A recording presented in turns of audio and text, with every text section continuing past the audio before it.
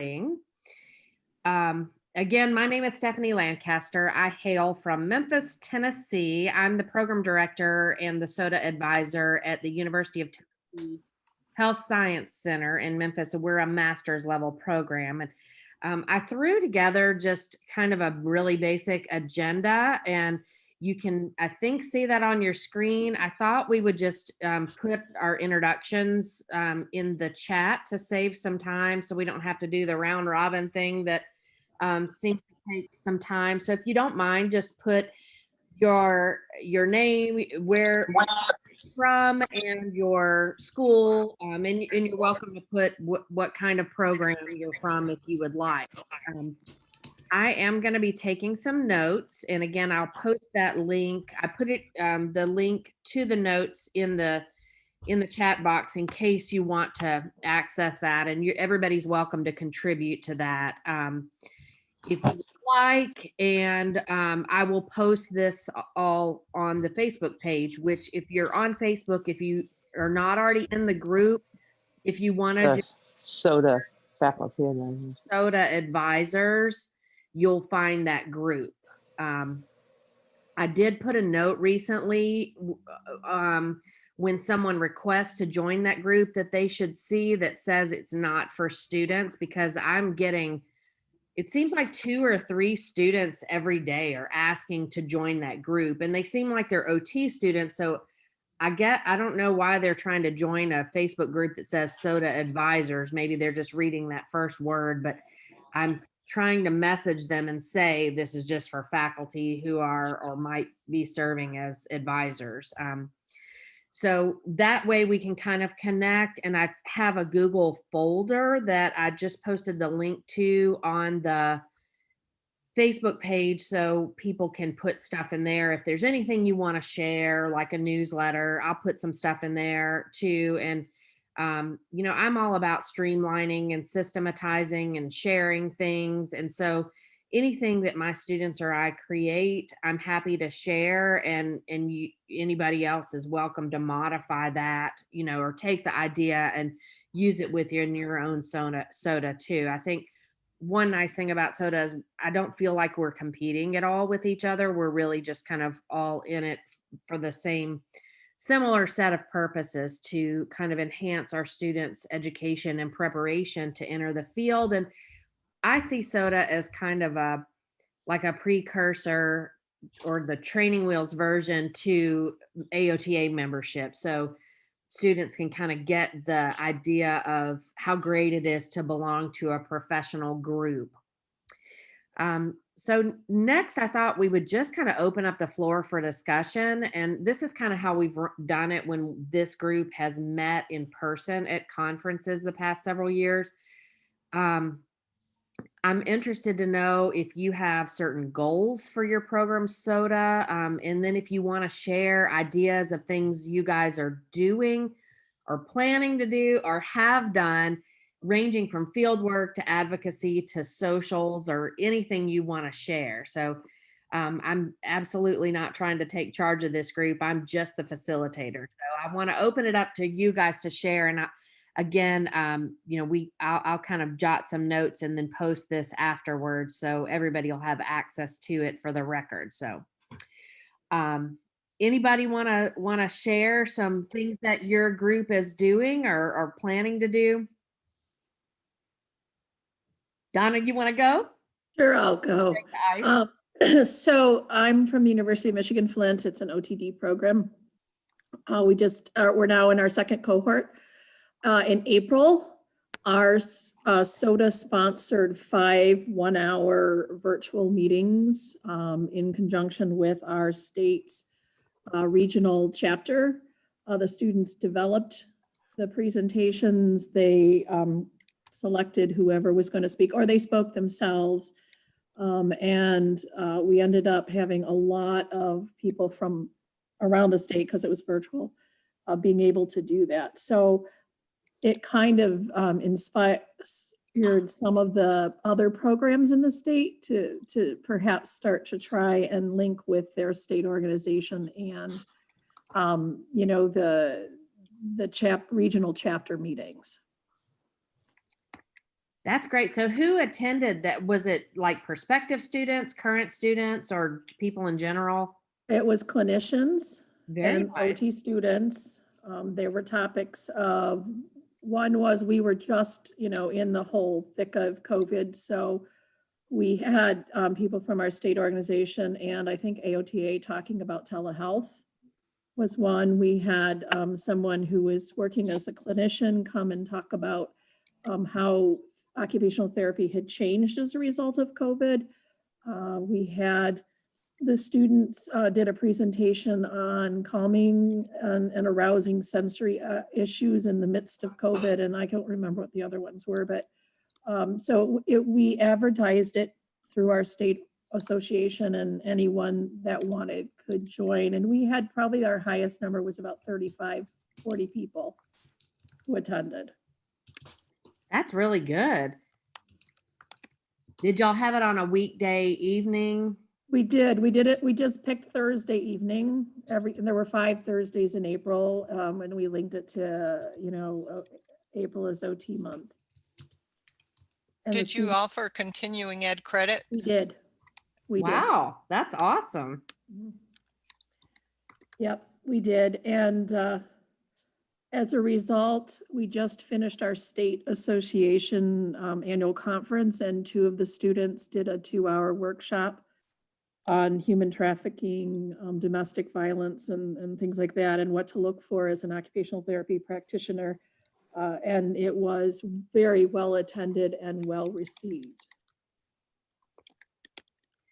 That's good. So that's great, really. So it kind of gave some notoriety, I guess, to your program or your SOTA group, at least. So, to say that your students were prepared to present and coordinate. That's really, really great idea. Was it free or did you charge? It was free. That Very was nice. part of the price of membership for the state organization. And if you're not a member, you're allowed to attend 1 meeting for free. And then we try and encourage you to become a member. So it was a win-win situation for everyone. And we just used, the universities. We use Blue Jeans platform as well as Zoom. So we just use the platform through the university for people to be able to join in. Very good. All right. I know that everything from fundraising to just having an event or even getting together for meetings has been extra challenging for SOTA groups and every group due to COVID and having to physically distance. My program is the same. We've had a SOTA for years and years. It's our program is a master's level program. It's the flagship or the oldest one in the state. And we have 40 to 44 students in each cohort. And the SOTA groups are very active and they're very student led, but I do oversee things. So one thing that we've got coming up is they're going to have just kind of a get together in a park on Monday afternoon after classes. And I made it very clear that they have to still physically distance and wear masks so that we're still, being as safe and cautious as possible. We're intentionally not serving food because of that, but students are welcome to bring pumpkins and they're going to be able to paint and carve pumpkins. Our program has just a bunch of paints, and I'm going to buy some dollar store pumpkin carving kits, and we'll have Lysol and hand wipes and things like that. And what the students are doing is they are bringing several cornhole boards and setting that up, and they're actually putting the bean bags in Ziploc baggies so that they can be cleaned in between users. And they have organized a kind of a round robin tournament that each person who wants to can pay a few dollars to get into. And then the winner gets like a $20 Starbucks gift card or something like that. And the rest of the money will go to SOTA. So that's something we're going to try. My students are also many of them are going to the drive-in movie, which just opened back up in my area.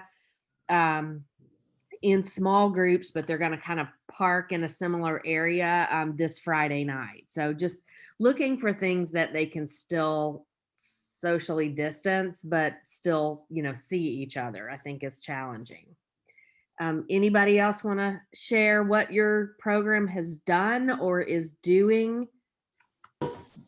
Hi, I'm Abby. I am nearly brand new at Pima Las Vegas OTA program, and our SOTA is lackluster. So we're trying to re-engage this because it was one of my favorite things of being a student. So we are knitting hats and scarves to donate to a charity that the two cohorts will combine to decide on where those go. But we have a very large homeless population here in Las Vegas. So it seems meaningful and also occupation-based and something they can take into practice. But in the spring, our previous cohort actually had a 4-person golf tournament set up with sponsors and prizes ready to go. All of our golf courses are open. So again, student-led, I have given them the push to talk to the previous cohort, and we'll see what happens there. But definitely looking for other ideas because it is really challenging. One of our local clinics that takes students asked if our cohort, our SOTA club, would come as volunteers for their sensory-friendly Halloween party for their pediatrics. And I love that, but right now we are off campus because a student tested positive. So it feels sounds like a great idea, and I hope it happens, but also having to keep awareness of the fact that that can change at any minute these days. Oh, Tara, I love that. That's happening at my grandpa's facility today. Yeah, so any ideas that people have? A Halloween parade at a local independent living facility. Oh, that's so fun. So the students will stay outside and walk around and residents can look out their window and wave. I love that. Oh my gosh, and they can bring their pets in costume. That's so fun. I love that. I'm going to copy and paste that and put it in our Google Doc. So because you know how the chat sort of goes away when we're done with this. So I'm going to save that down here. So this Google Doc will be posted on the Facebook page. So everybody can see. That's really fun. Hi, everybody. I'm Michelle Bennett. I'm from Keuka College, upstate New York. And as the advisor of our SOTA group, again, social distancing and the whole COVID thing, we're doing a 5K to raise awareness just about our organization on campus.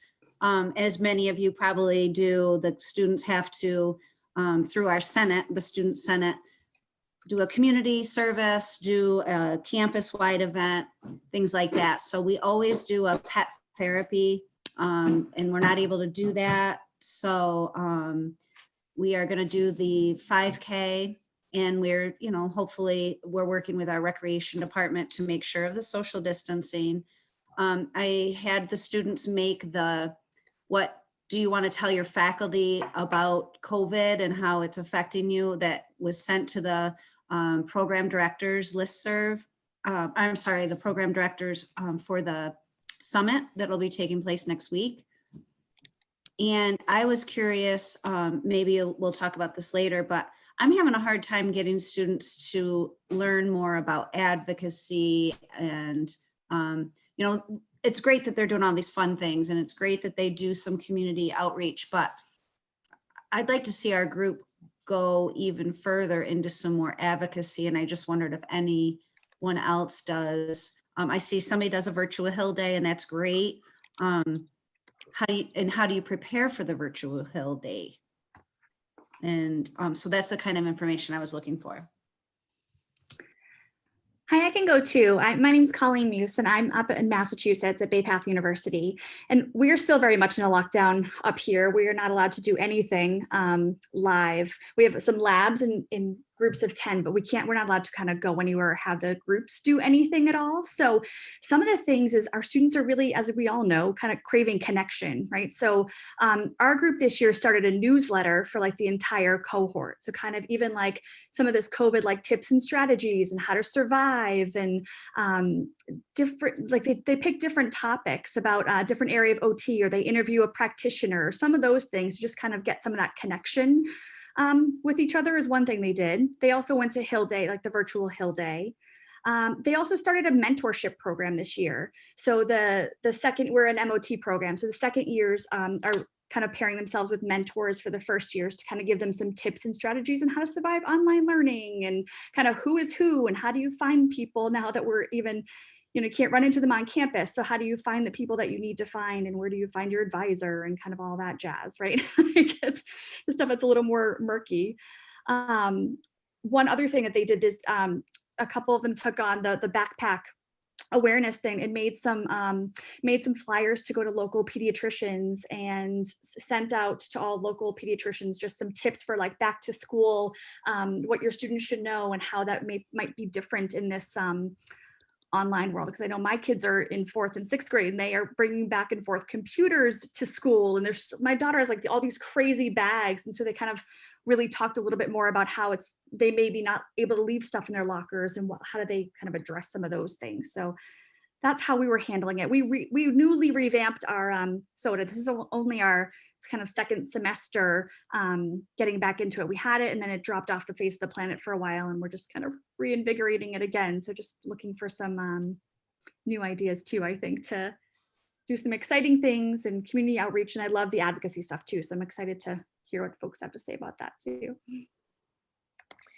One thing that our students, this is even it's an office on the exec board. It's the departmental orientation chair.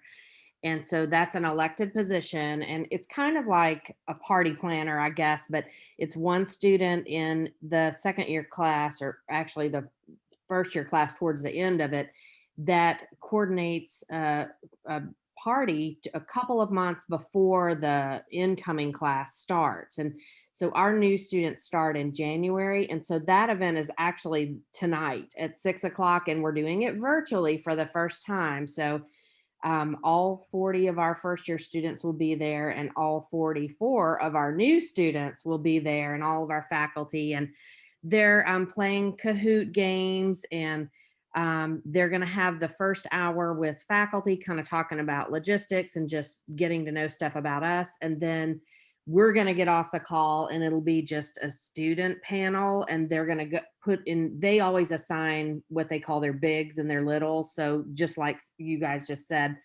a first year and a second year are paired together, and they're going to put those in really small groups in breakout sessions so they can, kind of get to know each other before they really come to campus. And they'll ask them stuff like, where do you live? Because we don't have on campus housing. And, what do you really have to abide by the dress code and, stuff like that. Do you really have to buy the required books? I'm sure that's what they're asking, but we're intentionally getting out of that conversation so they can be candid with each other.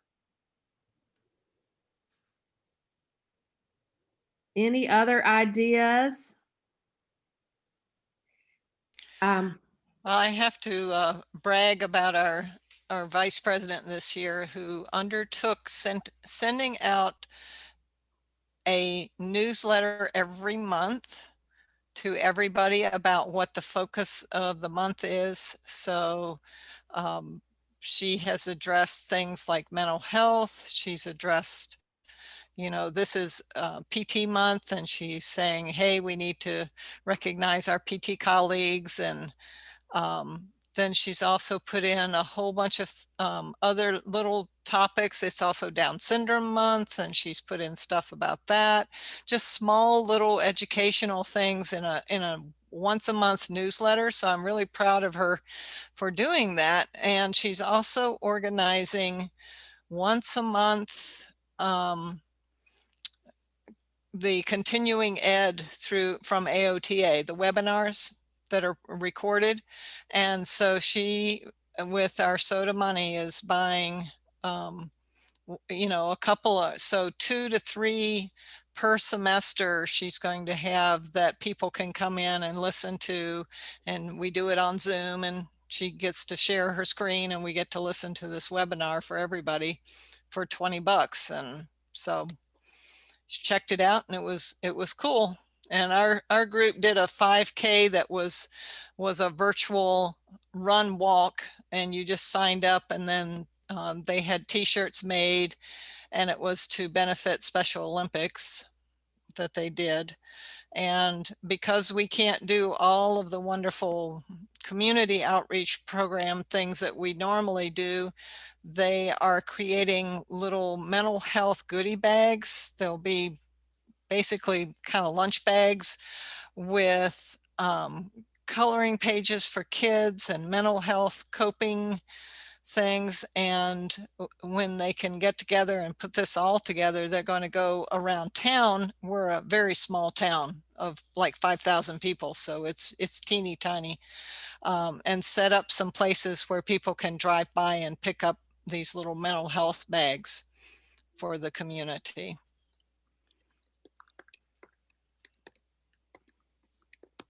Because normally we do parents' night out, and they can't do parents' night out. So That's really great, Lynn. Frustrated that they can't do all the things they like to do. Yeah, it's such a bummer, isn't it, for us and for them? Yeah. Something similar to the goodie bag thing that my students do every winter is we collect donations, and they usually vote to spend some of their SOTA funds and make Ziploc, just gallon Ziploc bags with a small blanket, gloves, socks, and hats. And a lot of that stuff we get either at the dollar store, or I always go to Old Navy when it's end of the season and that stuff is really marked down, and I'll just buy all of it for 20, you get 100 things for $20 or whatever. But we make little winter survival bags, and we go to the bus stations downtown or the bus stops during the day in groups and hand those out to people who are homeless, who tend to congregate there. And so our thought this year is we may just set boxes of those down by there, and of course we'll be masked and that. And I always go with them for that. I don't let them go on their own just for safety. But that's something else, outreach that can be done.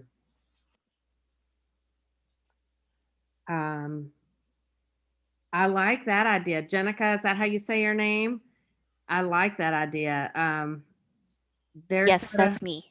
Yeah. Do you want to share about that, and I'll copy and paste it? That's really a great project.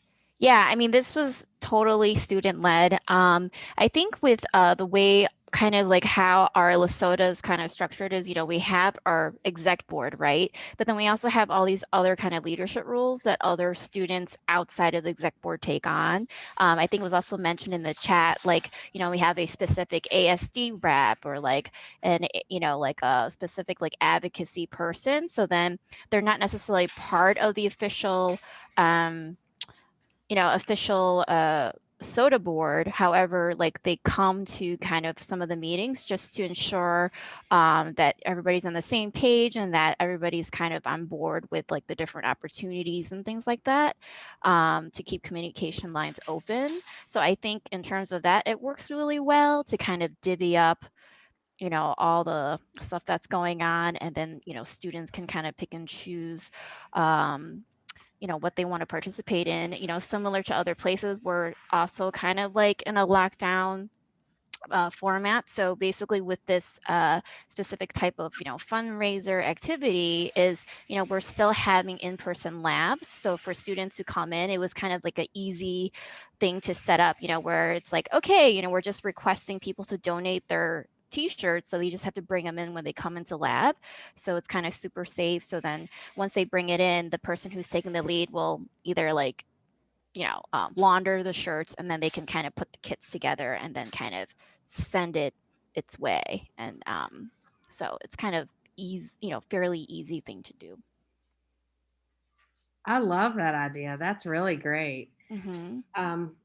We're not doing this currently, but last year our SOTA group got together, and this was when things were in person, and sewed and then created activity mats for seniors with cognitive challenges. And there are several dementia daycare centers, they call them, around here. And we contacted their activity directors, and or if they had an OT working there, and just asked, do you want these? And if so, how many do you want? And then, students made them. So they were, kind of little busy mats with little fidgets that were securely sewn on there. So that was something to donate to. And it's, we just did it with scraps of material, so it was minimal cost.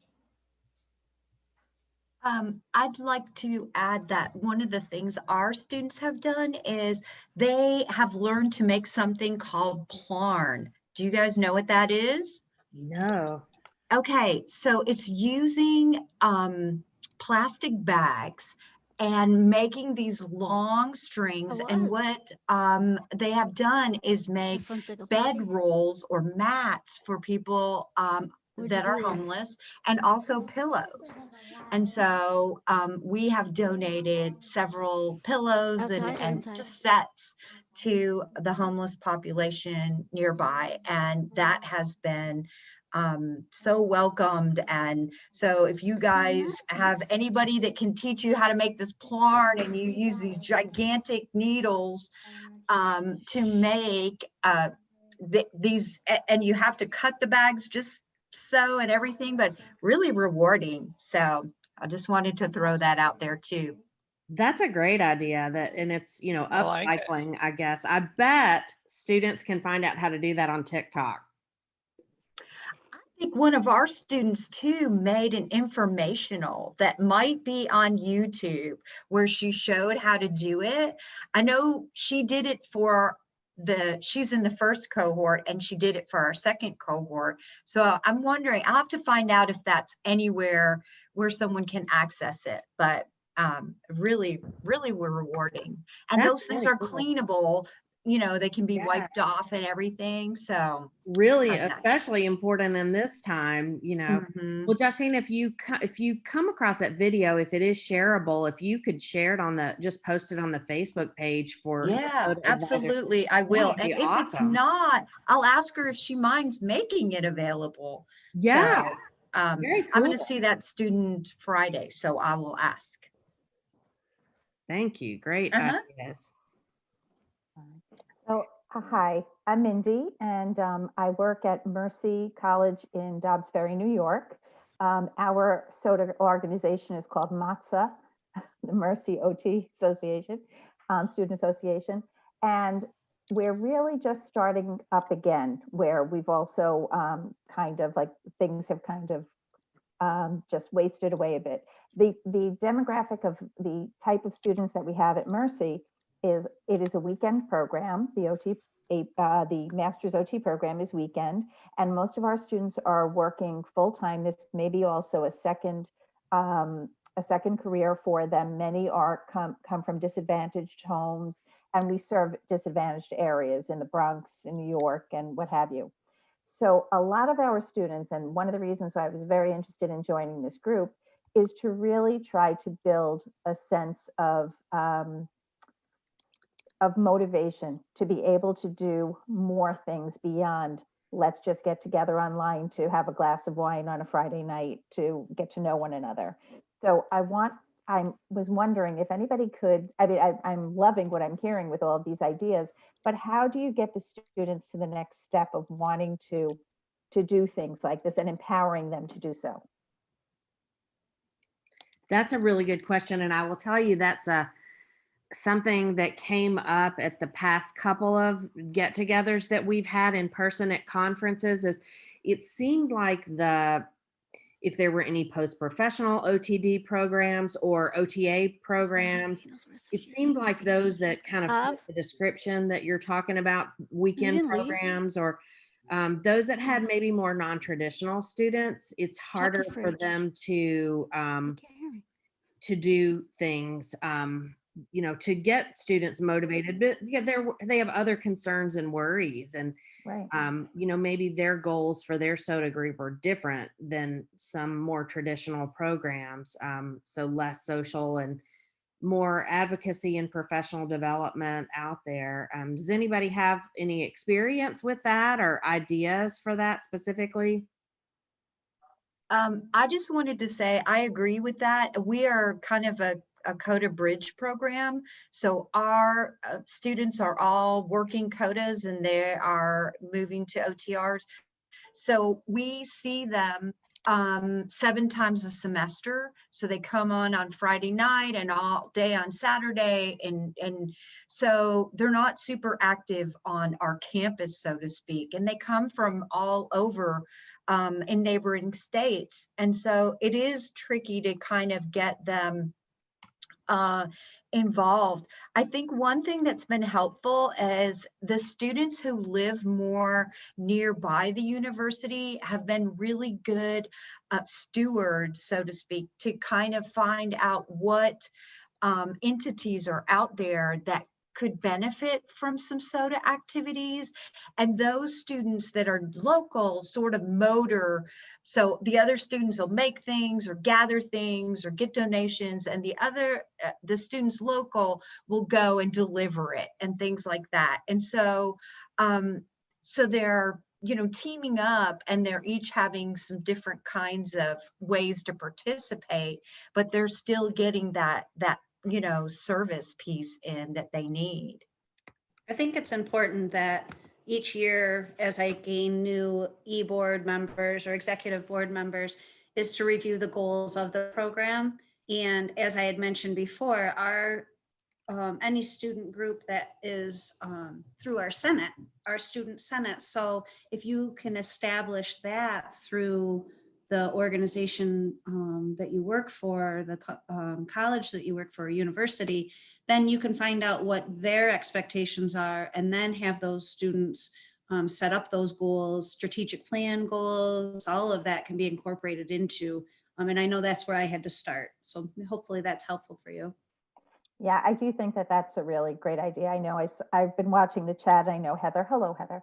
And I know that you wrote about also the writing goals and Megan also tying it in with a strategic plan. It's just, yeah, we haven't started to do any of that. We just elected the board. So they're just going to get started now.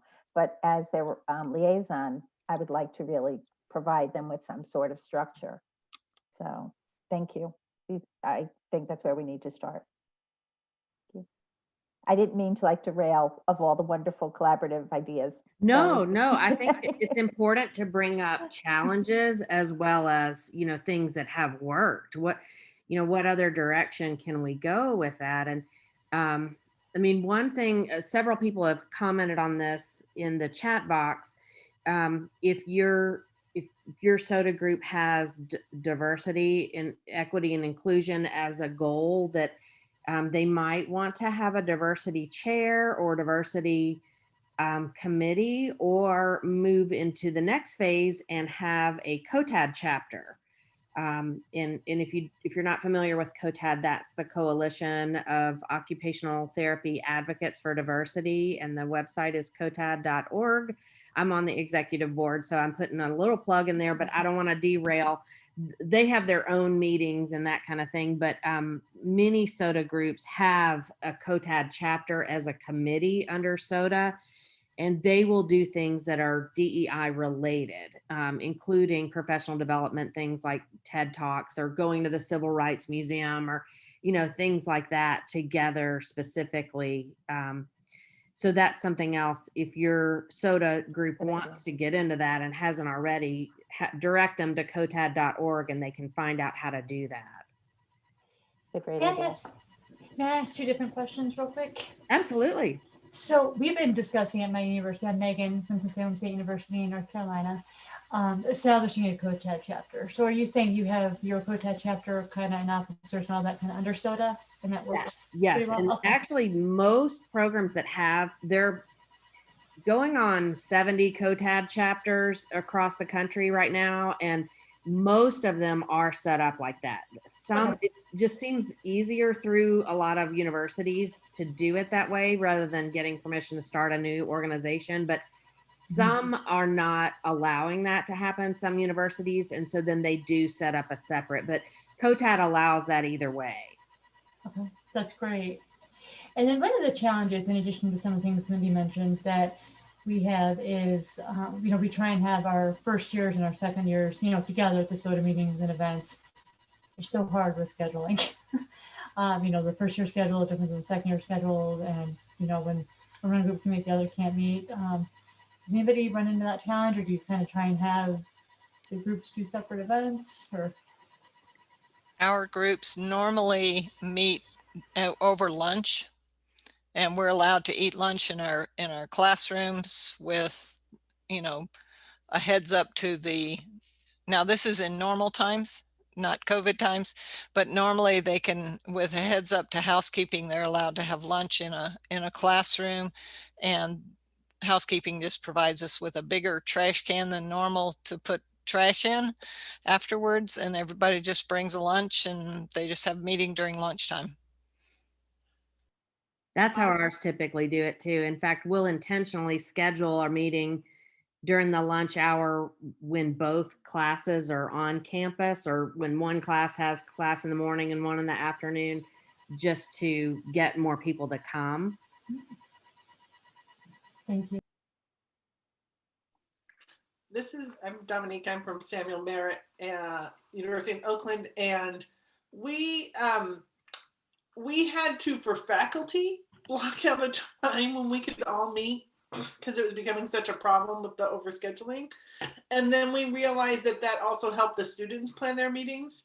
So now we have this Thursday 1 to 3 block for faculty or students to plan meetings around, and it's made a huge difference in everybody's life. That's a really good idea. Yeah, it helped everybody's stress. Can I circle back to COTAD? We just joined COTAD and we're putting it alongside of SOTA.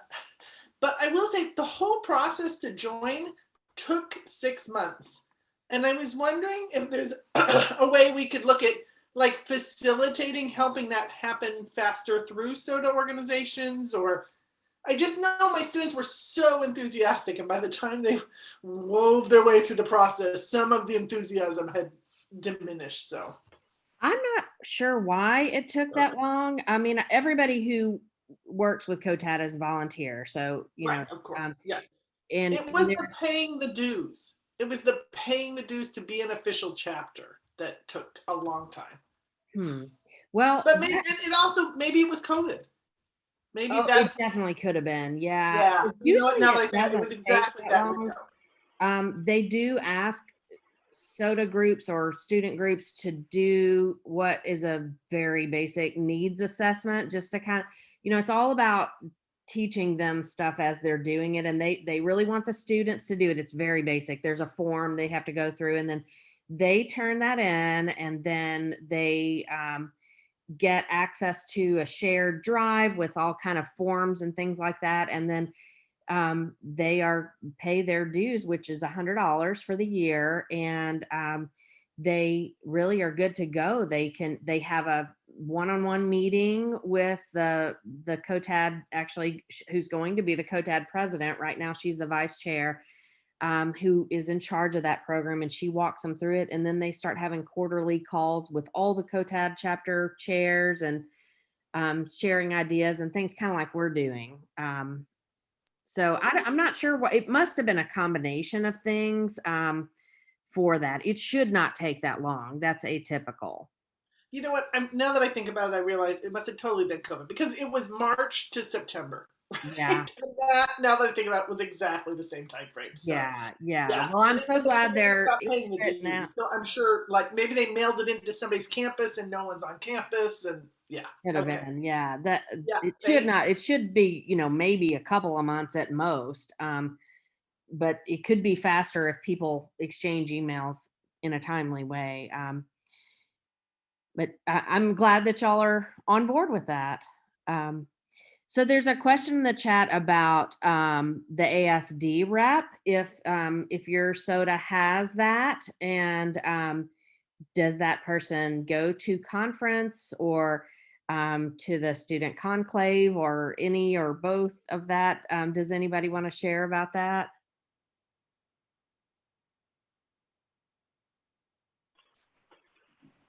Well, Stephanie, this is Heather from Cal State Dominguez Hills out by Los Angeles.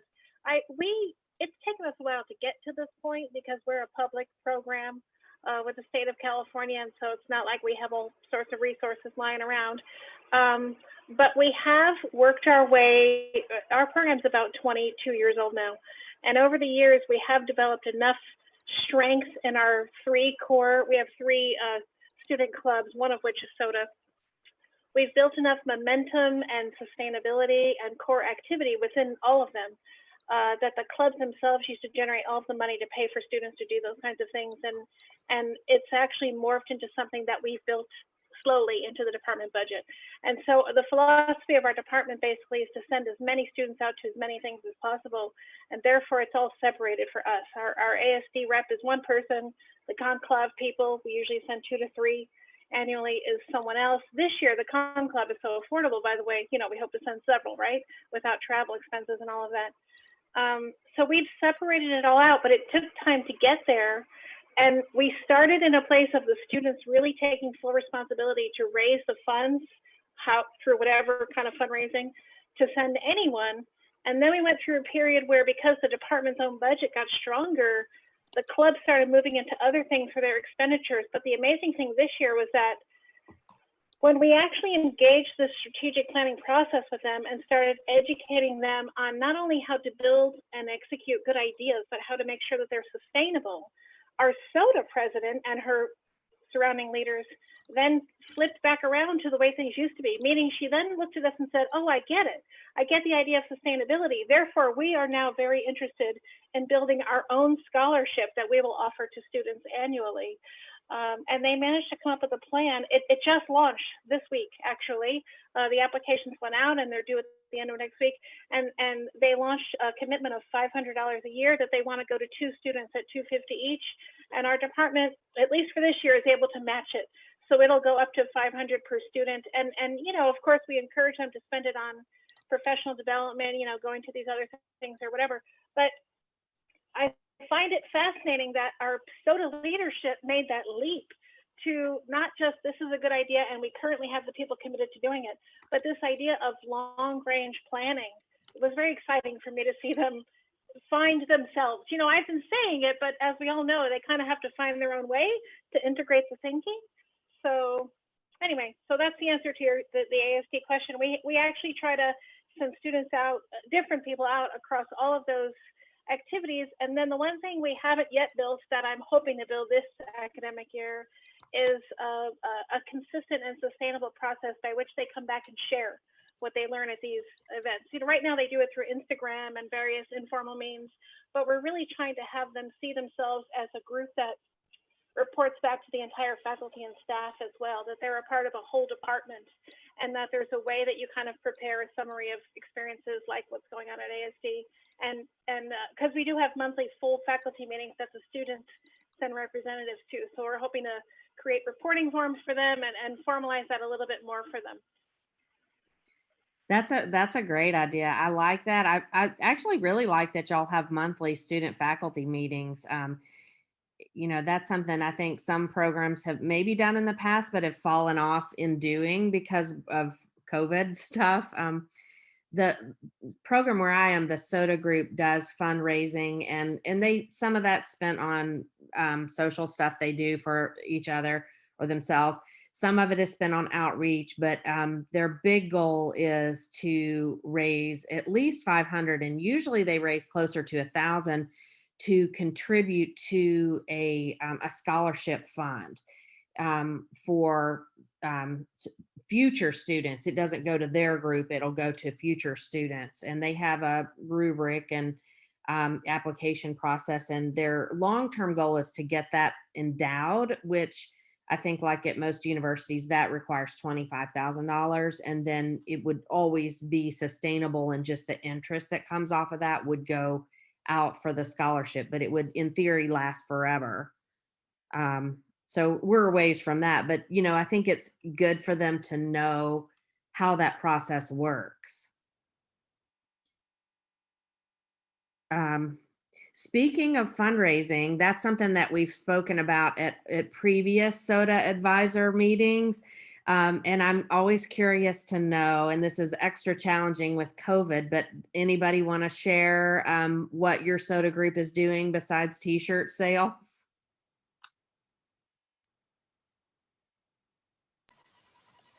Well, we just had our state conference, and our SOTAs, mine and a couple of the others, created Redbubble accounts, and they were the links to them were put up on that conference system. It was all virtual this year.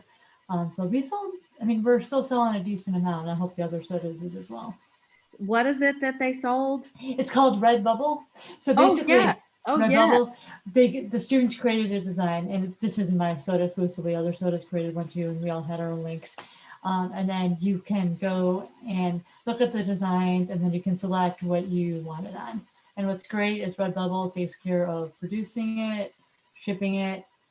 You get the money. And those are good quality. I've ordered some stuff not through from my students or anything, but through Redbubble, and it's good quality stuff. Everything from like lunch boxes to pens to t-shirts and bumper stickers and stuff. I got a really cool OT pillow that one of the SOTAs made, so I'm excited to get it. Yeah, that's really fun. We in Michigan, when COVID hit, we were locked down for months, and part of what couldn't happen was return. We have 10-cent returns on all of our bottles. And so our SOTA group just put the word out to the college and said, if you've got bottles and cans, we'll come get them. And they've made so far, I think $700, and they're still continuing to collect. Wow. 10 cents goes a long way when you add it up. Yeah.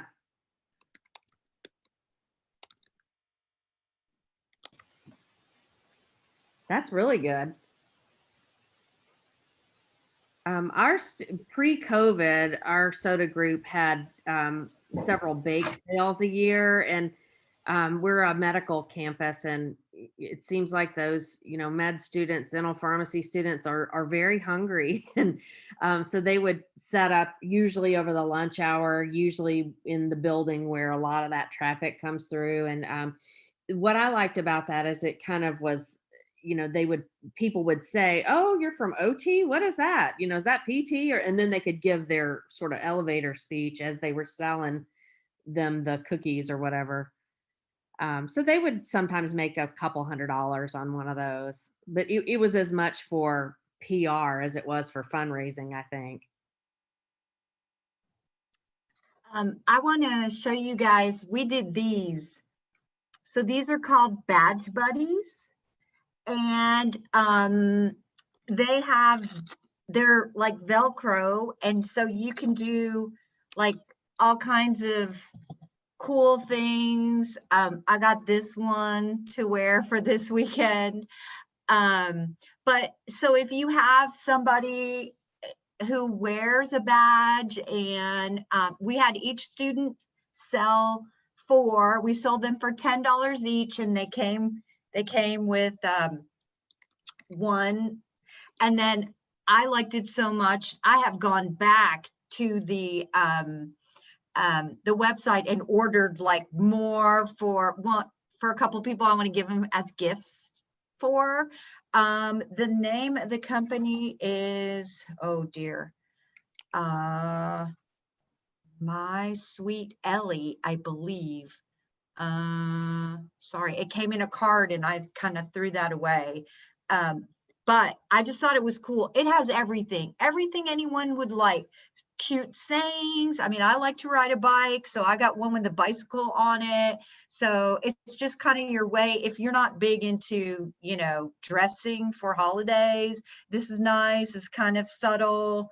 And anyway, it's had a really good result for our students. And there was very little, it's small, easy.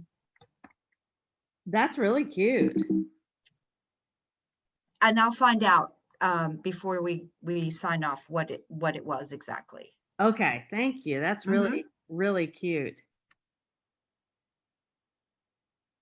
Anything else that anybody does for fundraising? One thing I'll tell you, we did several years back, and the students since then haven't been enthusiastic about it, but I'm always trying to hype it because it was a really big fundraiser, is selling candles through Yankee Candle.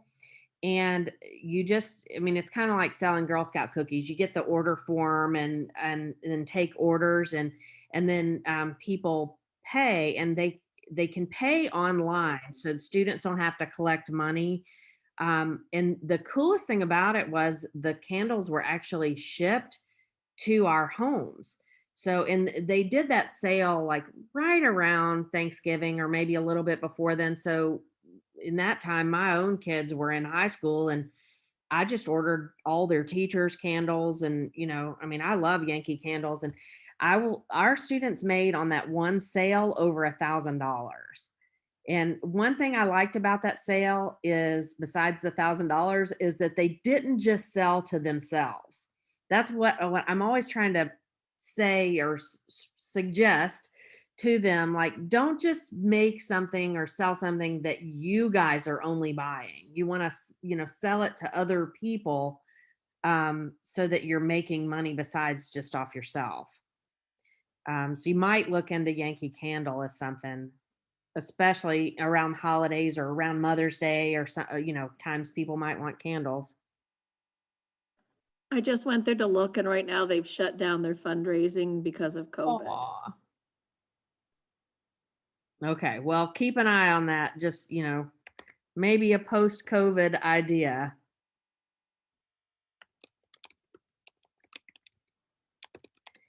Any other ideas? We've got about 5 more minutes. Right before COVID hit, we were looking at getting, I don't know if you've heard of Pura Vida bracelets. That's a brand of, or it's a website, and I forget which country, I'm trying to look right now, but they work with artists from a country to make jewelry and bracelets and that type of thing. And then you can do a fundraising setup where they send you 100 bracelets for, a $2 each, $3 each, I think. And then the retail for these same bracelets on their website is $10 to $12. So you can sell them at whatever price you want. And, there is some initial investment to buy however many you want, but you can custom to make it by your school colors, and then sell them on campus for school spirit type of homecoming week stuff. I'm looking on their website right now to see if I can find the link for the fundraiser, but we were just about to kick that off last spring before COVID hit. That's a good idea. And it's interesting to me how fundraising and really a lot of things differ on different types of campuses, whether it's, an undergrad campus or a medical campus, or if you're all usually online, even in non-COVID times, it's just some of this stuff can differ. I have heard of some SOTA groups doing I guess you could, well, in non-COVID times, they tend to do this. They'll have an OT clinician or somebody, maybe it's somebody who has received OT services or some kind of a guest speaker that comes in, kind of like a brown bag session, but they also will have like chili or order pizza and sell that. And you could open that to other, not just OT students. So there again, you're making money besides just on your own class. So in non-COVID times, that would be easier to do. Our group had a chili bake cook-off one year that was really fun, and all the proceeds went to the OT program in Puerto Rico after a hurricane. And so I just through Facebook, I think, got in touch with their program director, and I don't know, we raised like $150 or something for that, and we just sent them a check. And it was fun because even the faculty competed. Everybody just brought their crock pot full of chili, and then we just had little Dixie cups, and everybody, you could get, you know, some of each, and then you voted for your favorites. So another non-COVID activity, really. My sister fundraises for the American Cancer Society in LA, and they recently had a thing where they got a chef to do a virtual cooking class, and people paid $50 each to get the login, and you could have however many people you want to use this login on your computer, you know, at your location. But they sent us a grocery list ahead of time, and you had to shop on your own. And we made a whole meal over maybe it was a 2-hour session, but they raised a lot of money. So if you know a chef or somebody who cooks well, you know, that's an idea you could do during COVID times for fundraising. All right. Well, we have a lot of ideas. I want to respect everybody's time. I know you guys, like I am, are constantly on the Zoom, and so I don't want to extend the Zoom fatigue anymore. I am going to post the link to this and the Google folder that you can add anything else to if you want, on the Facebook page, and the video to this. And also, I'm happy to set up a SOTA exec board member Facebook group. I know some students aren't on Facebook, but it seems like most of them are, even if they're not really active. They're much more on TikTok and Instagram, but it's just an easy, free platform. And if they use it, they can. If they don't, they don't. But that way, you know, I just think it's good for us to share and stay connected. And fingers crossed that AOTA conference will be able to be held in San Diego, and I will have them put a meeting in person, or if we're virtual again, I'll have AOTA, you know, let me put that on the schedule for that so we can do it again. Well, thanks everybody for taking time out of your schedule and sharing. I know the students benefit from faculty commitment and enthusiasm, and just modeling our connection with each other across the country and collaboration in a friendly way. So I appreciate everybody taking part. Thank you so much. Thank you. Thank you. Thank you. You guys take care. Thanks. Bye. Bye-bye.